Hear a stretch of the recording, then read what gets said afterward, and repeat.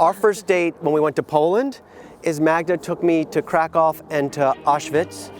So we had our first date at a death camp. And then her first date when we came to New York was to see my therapist. And I don't know what was the logic. I had spent a lot of my 20s living abroad, and I lived in Paris, I lived in Hungary, I lived in Romania, I lived in Czech, but for whatever reason I never ended up in Poland. I was first going to Poland, I wasn't going to see the country, I was coming to see her. And when she took me to Krakow, I thought, oh my God, this is one of the most beautiful cities in Europe, how come I've never heard of it? I had heard of Krakow, but everyone said, go to Prague, go to Prague. I say, go to Krakow, it's really beautiful. Living in New York, you just see so much diversity. Poland's very white. And the food, but I love the food. So the biggest difference that I can say is I think we're exposed to a lot more diversity earlier on. New Yorkers are a little more open at first, I think. And I noticed that Polish people or more that I was around were more conscious of, when I say appearance, not like, oh, I have to look nice, but the way that they're presented. And I remember when Magda first came, she was very worried like, oh, this gray and black doesn't match. I was like, Magda, that woman's wearing a purple helmet and like feathers, like nobody cares, right? I think people are more self-conscious of what people think of them, I think, in Poland, and I think that took a while for you to get over. One of the things I would say that sums up the difference of New York than anywhere else was I was taught when my father first brought me here. I was 8 years old and we got off at Penn Station. We stepped out and it's very crowded and there's people everywhere. And my father goes, I'm gonna teach you one thing about New York.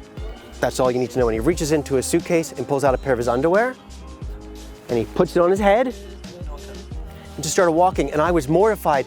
Nobody looked at him, nobody gave him a face. You're right, they didn't care. It was like, if that's what you want to do, as long as you're not hurting one, it's fine. And I realized that's what was so cool about New York. We didn't grow up in a Jewish neighborhood. Like I knew I was, but I only really found out that I was more Jewish when other kids would tell me I was Jewish, because kids like to tell the differences of other children.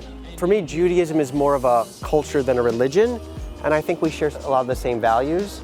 I didn't realize how Judaism and the Polish culture are so close, especially like from Białystok. There's so many people from the Bialystoker place, Bialystoker buildings here. First time, remember when you came for the Christmas to Poland? We just prepared a traditional Christmas dinner.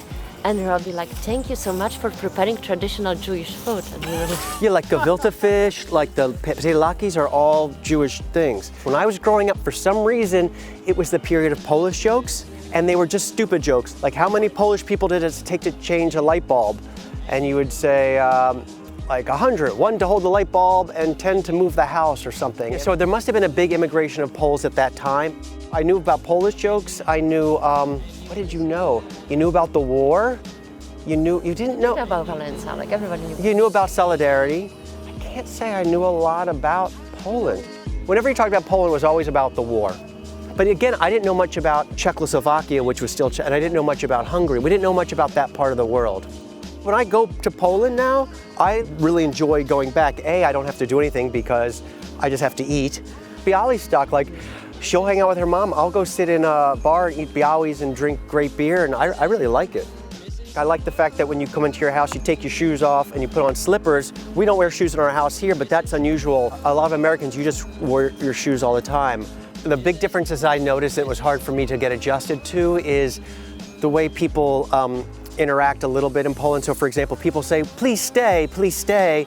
Sometimes that means, no, it's time for you to go home.